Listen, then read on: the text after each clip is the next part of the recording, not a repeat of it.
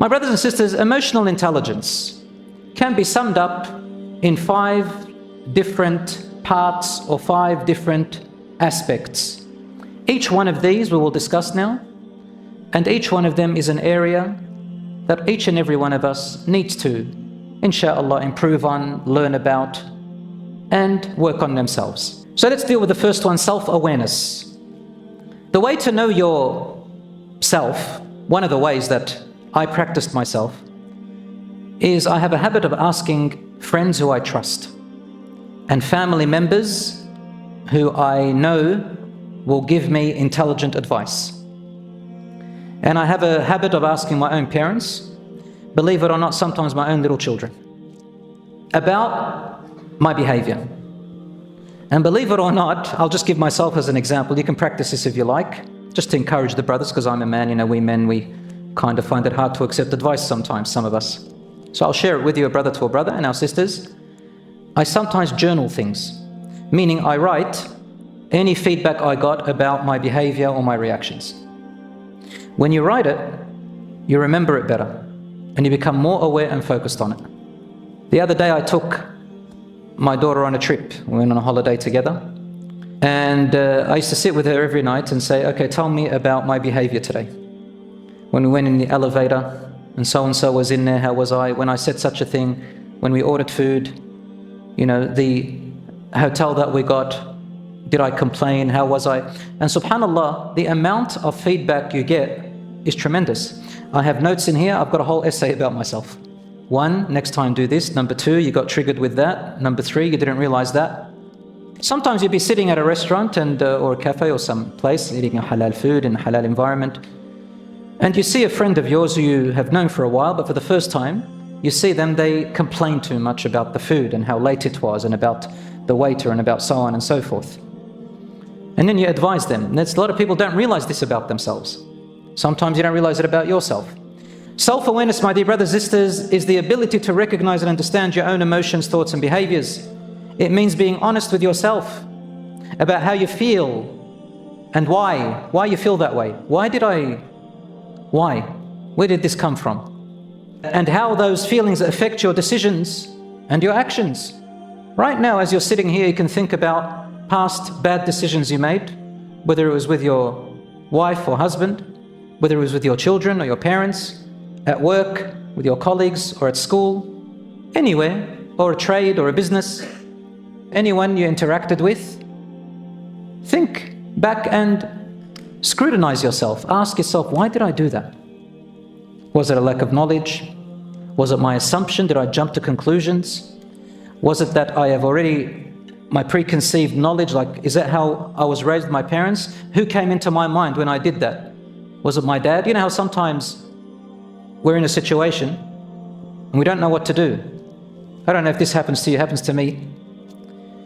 I think about someone, what would they do in my place? And sometimes I think, how would my dad respond? How would my friend so-and-so respond? How would someone that I look up to? That sometimes works, sometimes it doesn't. So figure out what's going on and inshallah improve. Go on YouTube, for example, read a book, something. So it is therefore the foundation of emotional growth and balanced responses. A lot of teenagers, those of you who are here today, even some people who are in their early 20s, emotional regulation is a challenge for you at the moment, especially as your brain is developing. We're not calling you incapacitated, we're just saying normally you are learning, alhamdulillah. And if you feel that your emotions are getting the better of you, please don't think that something's wrong with you. It's just development, alhamdulillah, and we need to support you, and you are amazing. But the front part of your brain is still growing. That's the part which you make mature decisions and you regulate your fears and so on. So sometimes you may make friends, and sometimes you may give them everything. You may tell them all your secrets, and you may get too close to them. And what happens is that they could be manipulative, or maybe your friendship could end, and then they use what you told them. So be careful how much you give and what you say, and draw circles and say, which circle will I put my friend in? We move on to part number 2, self-regulation. So the first part is what? Self-awareness. The next one is self-regulation. What is regulation? Meaning how to control your emotions, how you let them out. Self-regulation is the ability to manage and control your emotions, especially in challenging situations: hardship, grief, anger, hate, love, treatment, goals, ambitions at work, competition, all these areas. It involves pausing before reacting, controlling anger, and responding with patience and wisdom. What is patience? Most people misunderstand patience still. They think that patience is a weakness.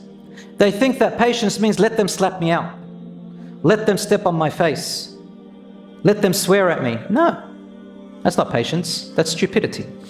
Patience meaning you control your emotions and wait to decide on what the best course of action is. And patience means you do not let yourself get drawn into the same level of character or the same bad energy of that person that they're giving out. If they're swearing at you, you start swearing. Well, you failed. You're the same as them. That's not patience. For brothers and sisters, patience means to hold yourself back and do the right course of action. That's maturity at its highest level. So self-regulation prevents harm to relationships and perseveres dignity. Wallahi, sometimes when a person wants to manipulate you or try to get around you, just by pausing and not saying anything is the most powerful answers. Someone sends you an emotionally fueled email. You're a hypocrite, you're a this, you're a that, and all of blah, blah, blah, blah. Don't respond. One wise person told me once, keep the email for 2 days before responding. Wallahi, everything changes. And sometimes they would respond and think for themselves. One brother, he said to me, Ya akhi, my wife, she just vents all the time. I said, let her vent. But, I said, let her vent. But this, don't take any action. Just let her vent and listen. But it's this, just smile. How can you smile? Don't smile. Just move on, but you don't have to react to everything. The Prophet ﷺ displayed remarkable self-regulation throughout his life, even when faced with immense hostility, insult, and hardship. Sometimes, brothers and sisters, people's emotional reactions are based on irrational assumption. We learned this in school. One lecturer that I attended at university talking about student management, I still remember this word. He says, when you walk into the classroom, don't assume. Don't assume about your students. You don't know what background they have, what's happened at home, what they're saying. Don't assume. Not everything's an attack, not everything. So irrational assumptions make you react wrongly. Reacting based on fear or confusion, there's a common rule. Practice not to make decisions during sadness, excitement, and anger. Sadness, excitement, and anger. And guess what? If you want to get married and you get engaged and you've done all the tests and questions and all that stuff, wait a little bit. Watch for any times 3. When they're sad, when they're excited, and when they're angry.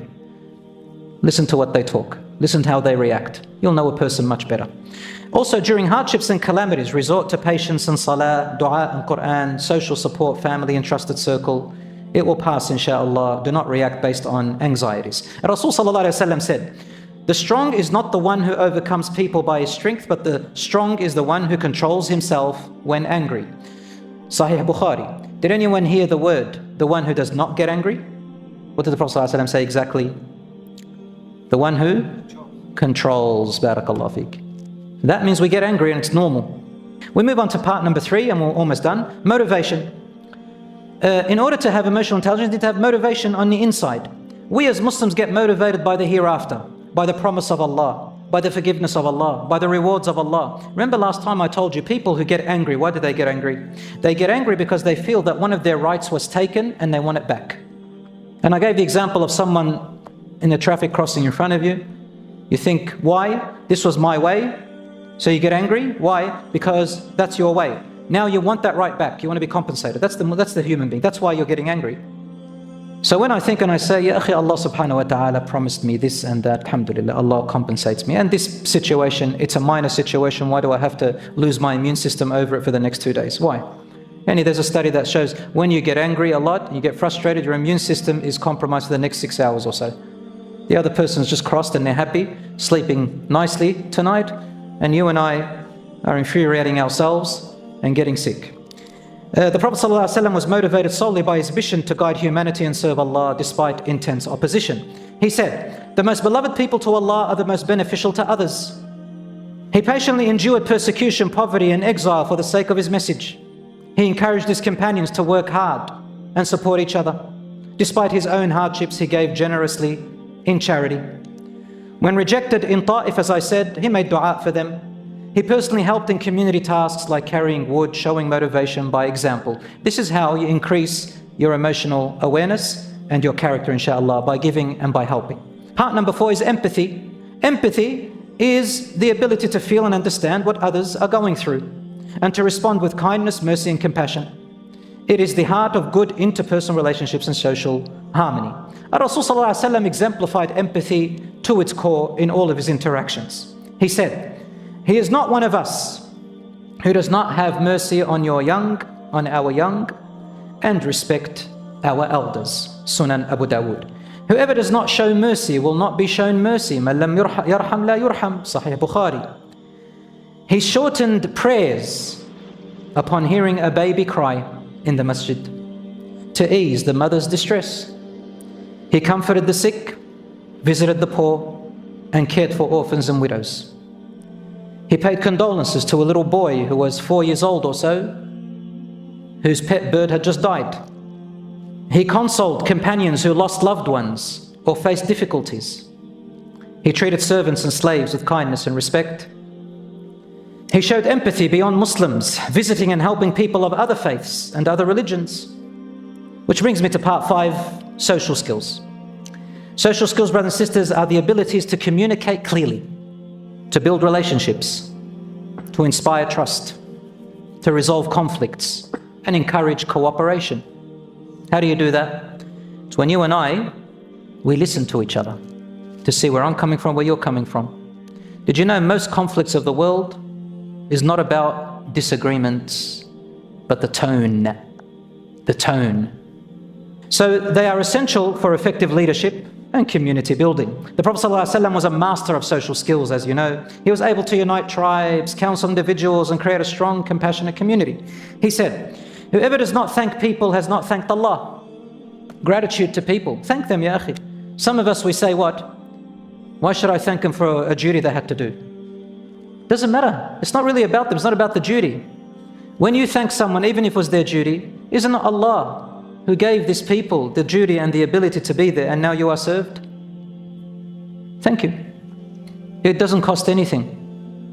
People have changed their view on Islam and faith and others just by this mere simple word.